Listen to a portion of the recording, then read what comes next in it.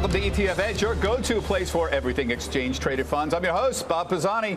ESG is still a hot topic, but can we agree on what it is? Environmental, social, and governance ETFs continue to attract big money, but the inability to clearly define what's being measured has attracted a lot of criticism, including from the head of the SEC, Gary Gensler himself.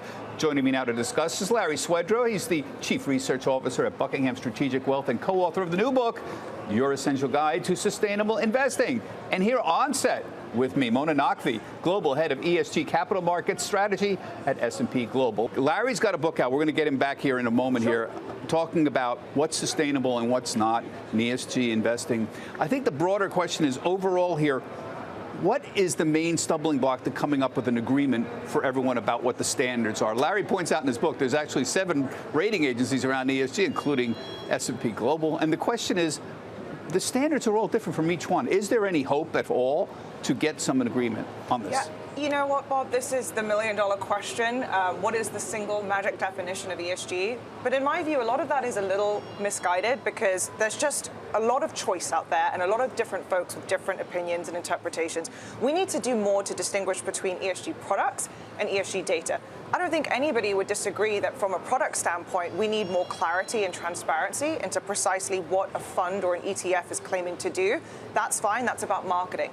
But the data that goes underneath it, that's ultimately an opinion, just like any sell-side research opinion, and we wouldn't expect all of those to necessarily align. But Larry makes a very good point. I've had this discussion with him before. When you do bond ratings, for example, there's 3 major bond rating agencies. S&P is one of them. And generally, the standards on which they agree on rating bonds are pretty close. ESG, though, is completely different. So in theory, the rating agencies on bonds come pretty close, triple B and things like that. But it's very different with ESG. I know there are some international attempts to standardize this with some of these international organizations. Is that what it's going to take, or could Gary Gensler step in and say, and he's been critical, he said, I don't like the fact that we can't agree on what constitutes ESG? I mean, there's a lot to unpack there. You're absolutely right. There are moves and initiatives by regulators to try and bring about more standardization in terms of the disclosure from companies, and that's something we all welcome, because at the moment there's a lot of patchy missing information, and so all the different data providers have different approaches, whether they model or whether they engage companies to try and fill those gaps. You're going to put in different inputs, you're going to get different outputs at the end of the day. But I would say that even with consistent disclosures, we need to remember that this is an opinion about the relative importance of different types of sustainability issues from a risk perspective, from an impact perspective, and it's ultimately an opinion on the overall performance. I'm not a credit rating analyst, I should say. I'm not supposed to speak on behalf of my sister division, S&P Global Ratings, but I will say that when it comes to a credit rating, it's a more straightforward measure of an issuer's ability to repay its debt. When you're talking about ESG, we're talking about at least 3 different metrics, lots of different underlying sustainability criteria. There's 1,000 or more data points that go into it. It's really about your own unique perspective about the most important, relative important ones to different industries, depending on your own expert judgment and philosophy. And that's what we do at S&P. Let me bring in Larry again here. Now, Larry, in your book, you point out that ESG is maturing, and Mona and I have just had a brief discussion about this, but the stumbling block remains the inconsistent standards for judging ESG. And as you pointed out, there's 7 ESG rating agencies. So riff off of what Mona was just saying. I don't know if you heard it, but what is your conclusion? Can we come up with a set of standards everyone can agree on? I think it's certainly possible. The SEC and the accounting standard boards would be the most likely people. But the problem is everyone's opinion about what is good or more important can be very different, as Mona may have alluded to. For example, how do you weight in a score the E, the S, and the G? MSCI may put a 50% weighting on the E, and S&P might put a 30% or whatever. And one person's good is another person's bad when it comes to ESG. So I don't think it'll ever really likely be resolved. And as I picked up on Mona's last comments, what it really comes down to is your own unique perspective, what's important to you, and then you should design your ESG strategy around your own particular values. And that's become much easier to do today with direct indexing, if you will, the ability to create separate accounts. So should we just give up on doing this? It seems like they're not. It seems like there are international efforts to create a standard. I'm going to hit you up on Gensler very shortly because he's made it very clear he's unhappy here. No matter what what Larry says there, which makes sense, we still seem to want some kind of agreement on what we're talking about. We absolutely do. And if you think about it, the parallel in traditional financial data, we need standards around the 10K report, what companies put out there in their public disclosures. We need standardization in terms of the metrics that we use. But that still doesn't mean that your own individual ingredient or secret sauce recipe that you put together to come up with your own sell-side opinion on the, be it the creditworthiness in the case of credit ratings, or be it the ESG performance in the case of ESG scores. This is an opinion at the end of the day, just like any other sell-side research opinion. But I would also say that the thing about having consistent standards, it's useful, but we need to separate again between the product labels. We need to make sure that products are marketed correctly, but we need to recognize that the data going into those products could be used and applied in different ways. It all depends on how it gets applied. On one end of the spectrum, you have folks that are interested in ESG because they want to remove undesirable investment exposures. Others care about the impacts, and others care about mitigating risk. It's all valid. It depends on how it gets applied. And Larry, isn't one of the problems here is we're dealing with some metrics that are qualitative. So, for example, how much carbon am I emitting into the atmosphere? And other metrics are very, some metrics are quantitative, like how much am I emitting? And others are just qualitative, like, you know, how is the corporation relating to the community? Or, you know, how are they doing on a diversity score? That makes this a little harder. Some of this is a little fuzzy, right? Some of it, this is qualitative. Here's a great example, Bob. Take the question of who is doing the most to contribute to climate change, the benefits of it, and you would say it would be the companies who have the most green patents. And the industry, I believe, that is creating the most green patents is the very energy industry, which everyone is blasting. And so do you want to reward people for creating these new patents that'll make the world much more efficient and greener in its use of energy? Well, you have to have a best in sector type of scoring rather than saying energy companies are bad in general. So the issues are really complex here. And that's why I think personally it's going to be very difficult to create one standard, but certainly the SEC could do it and mandate that companies, for example, be consistent in reporting, like they must report Scope 1, Scope 2, and Scope 3 emissions, which currently is not a standard. Yeah. Let me move on and go to the next major topic, because we can stay on this all day. I know you had something to say, but I'll give you a chance in a minute. The other major issue I want to ask you, Larry, about, does ESG outperform? How do highly rated ESG stocks or funds or ETFs, how do they stack up against the overall market? This is really a very important and an interesting and complex question.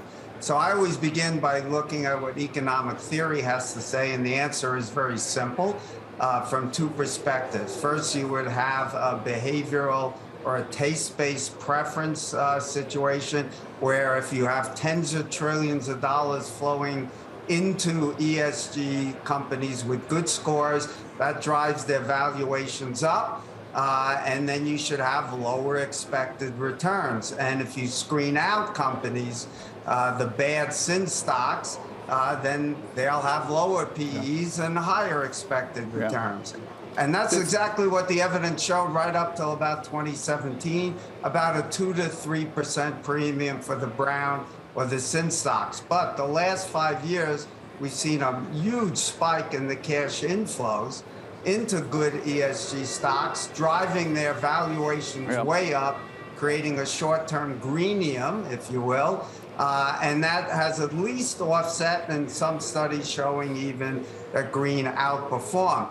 But once we reach a new equilibrium, which is hard to know when that will be, I think we're still early in the stages here. So it could be that green will outperform for a while longer, but afterwards, we should see green underperform. And the other story is the risk-based one. brown stocks are certainly subject to more risk, environmental spills, consumer boycotts, frauds, all kinds of things, and that should create a risk premium. Yeah, so this makes a lot of sense. So ESG is popular. People buy ESG-related stocks. You know how these ESG ETFs are doing. You're involved in some of them. Yeah. But the earnings aren't changing. It's only just the valuations because they're driving the prices up. And his point is you now have a premium here, or a greenium. Greenium. I love that phrase, Larry. I want to use that. Greenium, a premium here, a green premium. And so the valuations are higher. Yeah, well, as a result. So here's the thing. We can't just paint all ESG products with the same brush. You always need to look at the stated investment objective. As you know, Bob, we have ESG indices at S&P that aim to target the risk and return profile of the benchmark. So in some cases, that sort of obfuscates the need for a trade-off inherently. So there's lots of different ways you can design these products. But I like Larry's point about the economics of this. And for me, there are really three key reasons why that it can be a little bit confusing between this fuzzy, feel-good ESG factor and something that is fundamentally about risk and opportunity from a financial materiality standpoint. The first is intangible assets, right? We now know that the biggest drivers of corporate value are their reputation, loyalty. In the age of information, a company's reputation can change overnight, and that seems to have more of an impact on its stock price than the underlying physical capital it has. The second is externalities. We know that, well, any student of economics knows that not all prices of goods and services in the economy are necessarily reflecting the true overall cost or benefit to society. So when you put these two together, what we end up with is a need for companies to maintain a social license to operate. That plus different time horizons in the mix, because ultimately that's really the difference between risk and impact.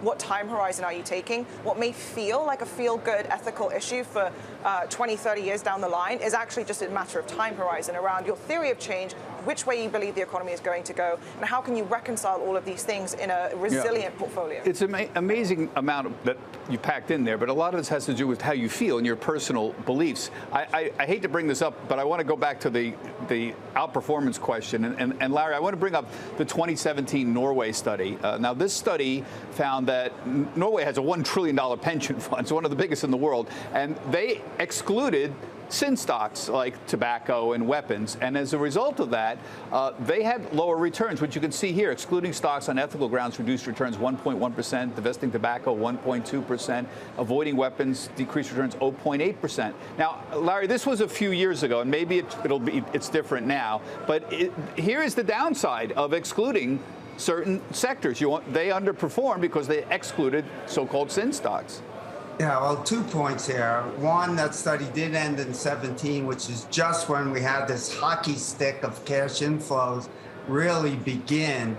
So I think if you looked at the numbers today, you might find a different answer, but it's all because of the last 4 or 5 years of returns as we move to this new equilibrium. So you can have this greenium going on, even though ex ante, brown stocks or sin stocks should be expected to outperform. But let me add one other really important point, which is this. The outperformance of the sin stocks is really fully explained by their exposures to what we now know are common factors that explain returns. And they tend to be companies that are cheaper, value-oriented, more profitable, and more efficient in their use of investments.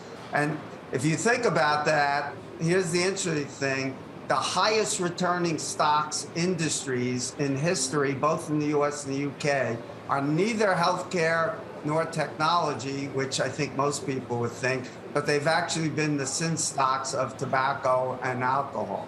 And you could put gambling up there as well. So it's these factor exposures, which leaves you with one really good thing.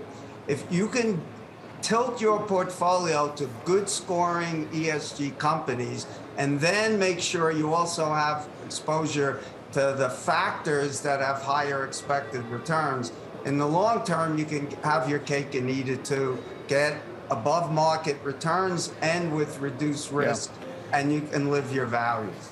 And when you talk about factors, I want to make sure everybody understands this term. The academic literature in the last 40 or 50 years has indicated that several factors really make add alpha. They are size, smaller, generally over bigger, and value generally over growth, and small cap value in theory over all of those. So your point is that these are value stocks. The SIN stocks are essentially value stocks, and that can account for why their outperformance has occurred. Is that what you're trying to say? Correct. Value and profitability. So you don't want to have value trap stocks, which we've learned from the academic literature there. So if you buy companies that are cheap and are profitable, think of them as the kind of stocks Warren Buffett buys, and then add your layer of ESG screening and only buy the good ones, have good scores, you can, I think, have your cake and eat it too. And that's what we talk about in the book, how to live your values and achieve your financial goals. I want you to jump in, but I just want to ask you one thing, Larry. You talk a lot about the attraction of ESG investing. You break it down into three categories. There's a financial return, which is the performance, what I was asking you about. There's a societal return, which doesn't have an impact on society. And then there's the personal return, what we were just talking about. Will it make me feel different? And you know that investors in companies with higher sustainable ratings are generally willing to accept lower returns as the cost of expressing their values. I thought that was a very profound point. Can you just elaborate on that for a moment?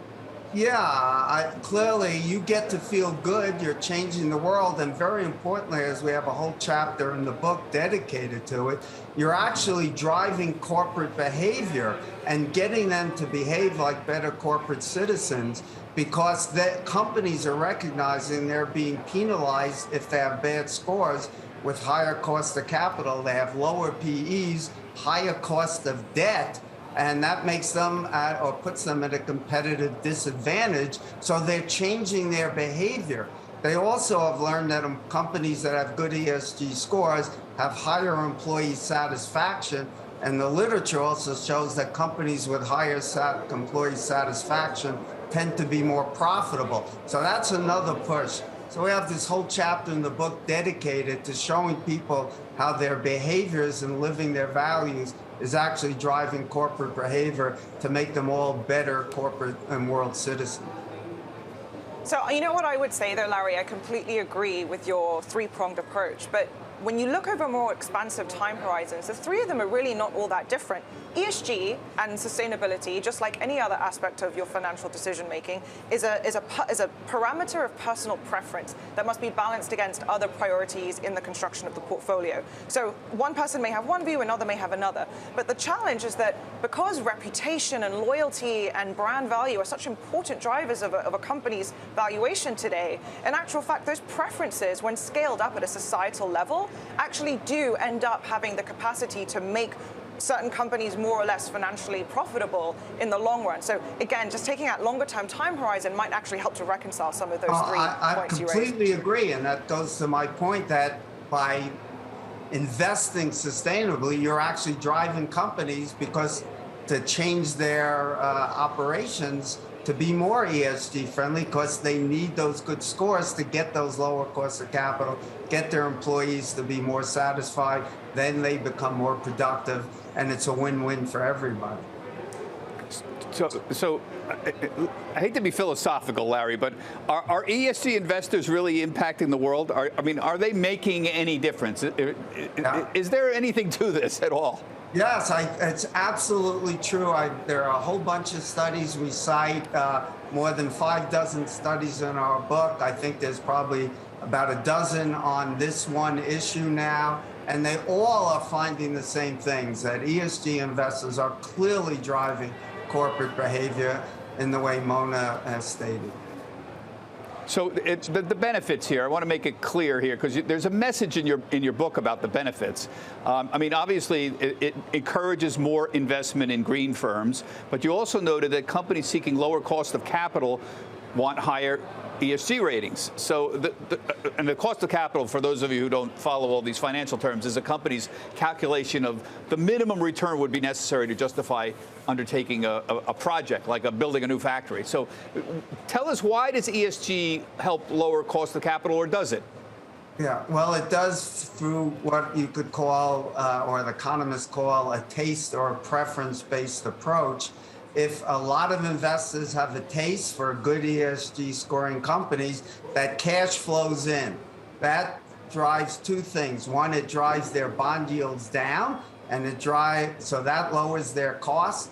And number two, it drives their PE ratios up, so they have to give away less earnings to raise a dollar more of capital. And that makes them, puts them at a competitive advantage to those with low ESG scores. And then their employees and the people they're trying to attract want to work for companies that are good corporate citizens. So they're able to attract better talent, have lower turnover costs, and more productive workers because they're happy and feel committed to their company because they work for a good corporate citizen. It's a real virtuous circle here that people can really feel good that they are definitely impacting the world. And you can see it even, as I said, with the energy companies. I mean, they want to get better scores, and so they're creating all these green patents to make the world a greener place.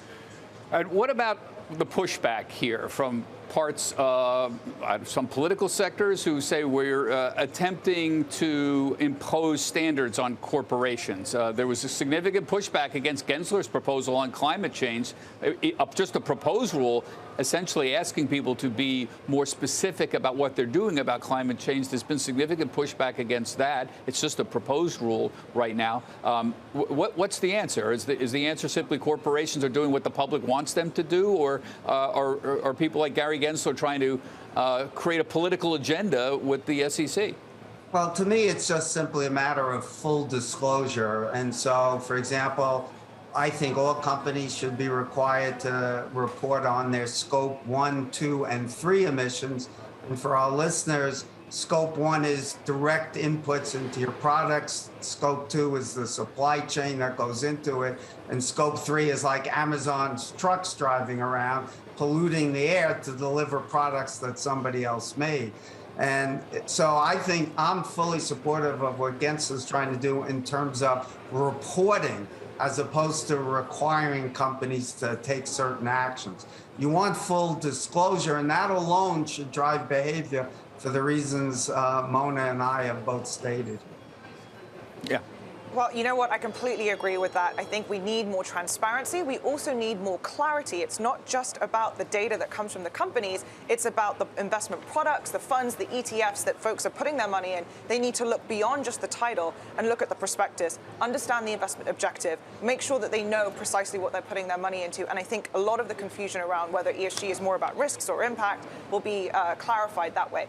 So there's an Mona, I would just add this important point, because you have a lot of what's called greenwashing going on, Bob. Yeah. So here you need good disclosure and transparency, because a lot of funds are just tagging an ESG label on, and then the research shows they're not really becoming more green in their scores. Right.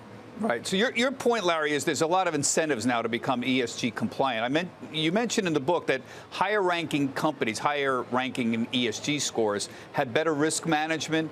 They have a lower likelihood of extreme events like environmental disasters. So there seems to be a lot of incentives for ESG now. Yeah, and so now, that's why I said you can have your cake and eat it too. You may pay a penalty to some degree if you screen out bad scoring stocks, and the way to overcome that penalty is to factor adjust. But at the very least, you're also significantly reducing the tail risks that can happen from bad reputation, environmental spills, lawsuits, consumer boycotts, all those kinds of things. So from a risk-adjusted return perspective, there may not be much, if any, penalty, even if you don't tilt to the factors. Completely agree with that, Larry. And one thing I would just add as well is that we are talking about unprecedented macroeconomic shifts in the global economy, the likes of which we've never seen before: climate change, social disruption, whatever it may be. And a lot of our financial tools and data that we've been using the past century just need to be modernized and brought up to date. And a lot of what ESG is trying to achieve is its alternative insights that can help inform a more sustainable or efficient allocation of capital. And that's really, at the end of the day, what this is all about: transparency and that clarity. Well, thank you for that summary. That was excellent. We've gone a little long, folks, but when you have two people like this, you kind of just let them have a little discussion amongst themselves. I hope we've tried to clear some things up. I know we don't have an agreement on what ESG is, but I assure you there are going to be, they're moving closer. And I'm sure a year from now we'll have a little bit more complete understanding, even if it's not 100%. And as Mona says, maybe we don't want 100% agreement on what ESG is. That does it for this week's ETF Edge. My thanks to Mona and Larry. Remember, Larry's new book, Your Essential Guide to Sustainable Investing. It's out tomorrow on Amazon. There it is. It'll be in the bookstores as well. I've asked Larry to stick around to tell us a bit about some recent stock research trends for our ETF Edge podcast. That's coming up. Remember, you can see all of our shows on our website, etfedge.cnbc.com. Everybody have a healthy, happy, and safe trading week.